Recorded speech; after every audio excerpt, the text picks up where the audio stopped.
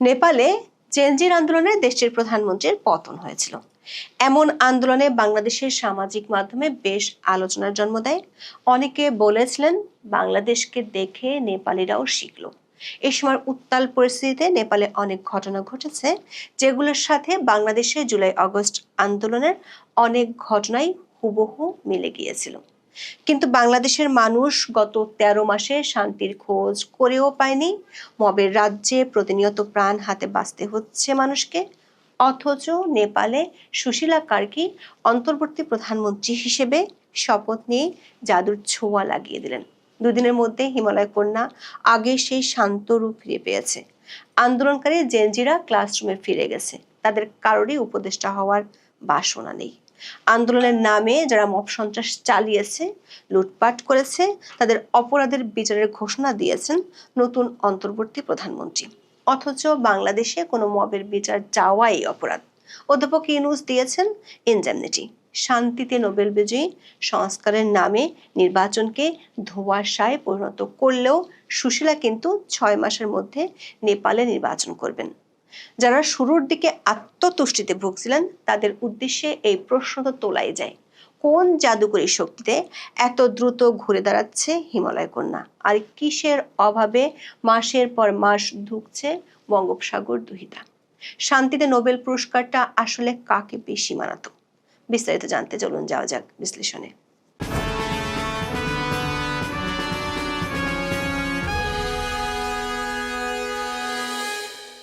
নিবন্ধনহীন সামাজিক যোগাযোগ মাধ্যম অ্যাপ বন্ধ করে দেওয়ার ঘটনা থেকে জেনজি বিক্ষোভ শুরু হয় নেপালে।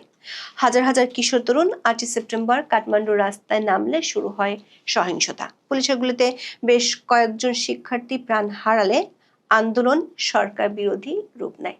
বিক্ষোভকারীরা ৯ সেপ্টেম্বর নেপালের পার্লামেন্ট ভবন, একাধিক রাজনীতিকের বাড়ি ও দলীয় কার্যালয়ে আগুন দেয়। কাঠমান্ডুর বাইরে বড় বড় শহরেও ছড়িয়ে পড়ে বিক্ষোভ। অবশেষে দুপুরে প্রেসিডেন্ট রামচন্দ্র পুটিলের কাছে পদত্যাগপত্র দেন প্রধানমন্ত্রী কেপি শর্মা ওলি। সামরিক হেলিকপ্টারে করে তাকে সহ অনেক মন্ত্রী ও রাজনীতিককে সরিয়ে নেওয়া হয় কাঠমান্ডুর বাইরে। এর ৩ দিনের মাথায় ১২ সেপ্টেম্বর অন্তর্বর্তী সরকারের প্রধানমন্ত্রী হিসেবে শপথ নেন সুশীলা কার্কি। সুপ্রিম কোর্টের সাবেক এই প্রধান বিচারপতির বয়স ৭৩ বছর। দর্শক, নেপালের এই বিপ্লবের সাথে বাংলাদেশের জুলাই আন্দোলনের অনেকখানি মিল খুঁজে পেয়েছিল অনেকেই। কেউ কেউ আগ বাড়িয়ে বলেছিলেন বাংলাদেশের আন্দোলন থেকে উৎসাহিত হয়েছিল নেপালের জেনজিরা। কিন্তু নেপালে তারপরের গল্পটা একেবারে চোখে আঙ্গুল দিয়ে দেখিয়ে দিল বাংলাদেশের অধ্যাপক ইউনূস ও তার সরকারের ভুল কোথায় কোথায়। নেপালের স্থানীয় সংবাদ মাধ্যম জানায়, সুশীলা কার্কি অন্তর্বর্তী সরকারের দায়িত্ব নেওয়ার সাথে সাথে ঘোষণা দেন তিনি ক্ষমতা ভোগ করতে আসেননি। ৬ মাসের মধ্যে নির্বাচন অনুষ্ঠানের কথা জানান। বিপরীতে বাংলাদেশের মানুষ গত ১৩ মাসে কি দেখছে ছোট বড় মৌলিক নানান সংস্কারের গল্প। ফ্যাসিস্ট থেকে শুরু করে নানান বাদে ষড়যন্ত্রের গল্পে অধ্যাপক ইউনূস ও তার মিত্ররা মোহবিষ্ট করে রাখতে চেয়েছেন। বহুল কাঙ্ক্ষিত নির্বাচন এখনো বাংলাদেশে অধরাই রয়ে গেল। অধ্যাপক ইউনূসের মতো সুশীলা কার্কি শান্তিতে নোবেল পাননি। নেপালের বাইরে তাকে তেমন কেউ চিনতও না। অধ্যাপক ইউনূস যেমন তার ইউনূস সেন্টার কিংবা এনজিওগ্রামের লোকজন দিয়ে রাজনৈতিক সরকারের মতো উপদেষ্টা পরিষদের বিশাল লটবহর সাজিয়েছেন, সুশীলা হেঁটেছেন ঠিক বিপরীতে। মাত্র ৩০ সদস্য দিয়ে মন্ত্রী পরিষদ সাজিয়েছেন। মন্ত্রীরা শপথ নেওয়ার আগ পর্যন্ত সুশীলাই সব মন্ত্রণালয়ের দায়িত্ব পালন করবেন। তিনি শপথ নেওয়ার কিছুক্ষণ পর পার্লামেন্ট বিলুপ্ত করে দেন। এর মধ্য দিয়ে নির্বাচিত সরকারের পতনের পর জেনজি সহ সব পক্ষের প্রত্যক্ষ বা পরোক্ষ সম্মতি নিয়ে নেপালে গঠিত হয় অন্তর্বর্তী সরকার। দর্শক, বাংলাদেশে গত বছরের ৫ থেকে ৮ই আগস্ট কোনো সরকার ছিল না। সে সময় পুলিশ হত্যা সহ নির্বিচারে বিরোধী পক্ষের নিধন চলছিল। এমনকি অধ্যাপক ইউনূস দায়িত্ব নেওয়ার পরও এসব অবিচার চলছিল। অথচ নেপালে ওলির সরকারের বিরুদ্ধে বিক্ষোভের সময় ব্যাপক সহিংসতা এবং হামলা লুটপাটের ঘটনা ঘটলেও দুদিনের মধ্যে শান্ত হয়ে আসে পরিস্থিতি। এমনকি সরকার পতনের পরপরই সহিংসতার বিরুদ্ধে স্পষ্ট অবস্থান নিতে দেখা গেছে দেশটির জেনজিদের। লুটপাট নাশকতা বন্ধে তারা বিবৃতি দিয়ে সেনাবাহিনীকে কঠোর কারফিউ দেওয়ার আহ্বান জানায়। সেনাবাহিনীও কঠোর অবস্থান নিয়ে দ্রুততম সময়ে পরিস্থিতি নিয়ন্ত্রণে আনতে সক্ষম হয়। সরকার পতনের মাত্র 3 দিন পর 12 সেপ্টেম্বর কারফিউ প্রত্যাহার করা হয় কাঠমান্ডুতে। এমনকি সেদিন সেনাবাহিনীকেও ব্যারাকে ফিরিয়ে নেওয়া হয়। অথচ বাংলাদেশে প্রতি 60 দিন পর পর সেনাবাহিনীর ম্যাজিস্ট্রেসি ক্ষমতার মেয়াদ বাড়িয়ে চলছে ডক্টর ইউনূসের সরকার। 5 দিন ধরে বন্ধ থাকার পর কাঠমান্ডুতে গণপরিবহনও এখন পুরোপুরি স্বাভাবিক।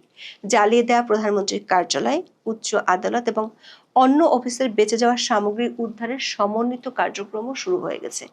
আন্দোলনের 1 সপ্তাহ পরই আবার ক্লাসে ফিরছে নেপালের জেনজি শিক্ষার্থীরা। বন্ধ থাকা শিক্ষা প্রতিষ্ঠান 15 সেপ্টেম্বর থেকে পুরোদমে চালু করার নির্দেশ দিয়েছে কাঠমান্ডু মহানগর কর্তৃপক্ষ। পরিবেশ স্বাভাবিক করতে স্কুলে নিরাপত্তা জোরদার করার পাশাপাশি অবকাঠামোর ক্ষয়ক্ষতি পরীক্ষা করারও নির্দেশ দেওয়া হয়েছে। শিক্ষার্থীদের মানসিক চাপ দূর করতে নেওয়া হচ্ছে বিশেষ উদ্যোগ। অথচ বাংলাদেশে জুলাই আন্দোলনের অনেকেই জেল খাটছেন, ধরা পড়েছেন চাঁদাবাজি করতে গিয়ে, না হয় মবের রাজ্য প্রতিষ্ঠা করতে গিয়ে। এমনকি শিক্ষা জীবন শেষ না করেও হয়ে গেছেন মন্ত্রী পদমর্যাদার উপদেষ্টা।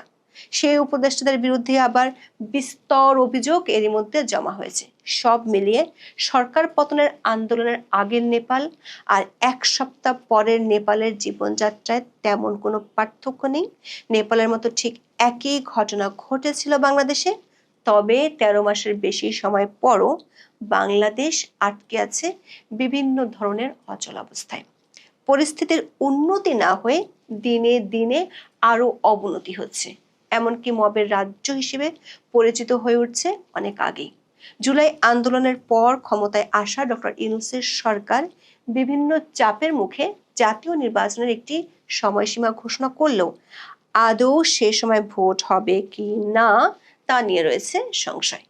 আওয়ামী লীগের কার্যক্রম নিষিদ্ধ করার পাশাপাশি দলটিকে নির্বাচনের বাইরে রাখতে সরকার ও মিত্র দলগুলোর যৌথ তৎপরতা শুরু থেকেই দৃশ্যমান। এমনকি দেশের অন্যতম প্রধান দল বিএনপিও এই ইস্যুতে একাট্টা। আওয়ামী লীগের পর জাতীয় পার্টিকে ঠেকাতেও সরকারের মিত্ররা মাঠে নেমেছে। ঢাকায় কয়েক দফা জ্বালিয়ে দেওয়া হয়েছে দলটির কার্যালয়। অন্যদিকে 14 দলের সদস্য দলগুলো মাঠ ছাড়া। এত কিছুর পরেও নির্বাচন নিয়ে রয়েছে অনিশ্চয়তা। ফেব্রুয়ারিতে নির্বাচন নিয়ে বিএনপির উচ্ছ্বাস ভাটা পড়তে শুরু করেছে ডাকসু জাকসু নির্বাচনের পর। দলটির নেতাদের কথায় নানামুখী আশঙ্কা প্রকাশ হতে শুরু করেছে। দর্শক, বাংলাদেশে আওয়ামী লীগ সরকারের পতনের পর একটানা পাল্টা প্রতিহিংসার রাজনীতি চলছে। গণহারে নির্বিচারে হত্যা মামলার আসামি করা হয়েছে। জুলাই আন্দোলনে অংশগ্রহণকারীদের একটি অংশের বিরুদ্ধে উঠেছে মবের অভিযোগ। দেশের কোথাও না কোথাও প্রায় প্রতিদিন পিটিয়ে হত্যার খবর পাওয়া যাচ্ছে। ধানমন্ডি 32 নম্বর গুড়িয়ে দেওয়া সহ মুক্তিযুদ্ধের স্মৃতি বিজড়িত অসংখ্য স্থাপনা ধ্বংস করা হয়েছে। এসব ঘটনায় জড়িতদের বিরুদ্ধে ব্যবস্থা নেওয়া তো দূরের কথা, সরকারিভাবে মবকে বলা হয়েছে প্রেসার গ্রুপ। মবের ঘটনাকে প্রধান উপদেষ্টা ব্যাখ্যা করেছেন রিসেট বাটন হিসেবে। তার ভাষায় 5ই আগস্ট দেশের সব অতীতকে মুছে দিয়েছে।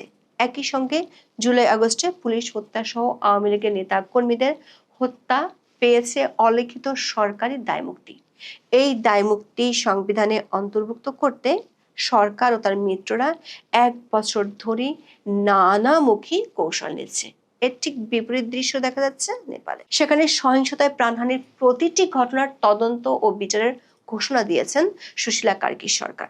সেই সঙ্গে সহিংসতায় নিহত সবাইকে শহীদ হিসেবে ঘোষণা করে ক্ষতিপূরণ দেওয়া হচ্ছে। সব পক্ষের নিহতরাই আছেন শহীদের তালিকায়। সুশীলা কার্কির এমন পদক্ষেপ প্রতিহিংসার আগুন থামাতে ব্যাপকভাবে সাহায্য করছে বলে মনে করছেন পর্যবেক্ষকেরা। সেই সঙ্গে মবের রাজ্যের পরিবর্তে দ্রুততম সময়ের মধ্যে ফিরে এসেছে আইনের শাসন। সরকার পতনের আগে পরে নানামুখী সহিংসতার ঘটনা তদন্তের নির্দেশও দিয়েছে অন্তর্বর্তী প্রধানমন্ত্রী। কড়া হুঁশিয়ারি দিয়ে বলেছেন, সরকারি বেসরকারি সম্পত্তিতে হামলা ও লুটপাটে জড়িতদের বিচারের মুখোমুখি করা হবে। এই হামলাকারীরা নেপালের জনতা হয়ে থাকলে একজন নেপালি হিসেবে নিজেও লজ্জিত, এমন কথাও বলতে ছাড় দেননি সুশীলা। প্রধানমন্ত্রী হওয়ার পরপরই তিনি পরিষ্কার জানিয়ে দেন, ক্ষমতায় থাকার ইচ্ছে তার নেই। আগামী মার্চের 5 তারিখে হবে জাতীয় নির্বাচন। দর্শক, বাংলাদেশের নতুন শাসকের সঙ্গে একটি জায়গায় মিল রয়েছে সুশীলা কার্কির।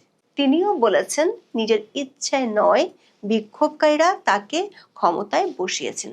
ঠিক একই ভাষ্য বাংলাদেশের মানুষ শুনেছিল ডক্টর মোহাম্মদ ইউনূসের কাছে। তবে নেপালের অন্তর্বর্তী সরকার বাংলাদেশের সরকারের মধ্যে মূল পার্থক্যটি হলো সুশাসন আর ক্ষমতার লোভ। অধ্যাপক ইউনূস অসংখ্যবার বলেছেন, তার সরকার কেবল নির্বাচন দিতে আসেনি, এর আগে রাশি রাশি সংস্কার করতে হবে। অন্যদিকে দায়িত্ব নিয়ে নির্বাচনের তারিখ ঘোষণা করেছেন সুশীলা। প্রশ্ন হলো, একজন নোবেল বিজয়ী এবং একজন সাবেক প্রধান বিচারপতির মধ্যে কে বেশি দূরদৃষ্টির পরিচয় দিতে সক্ষম হলেন?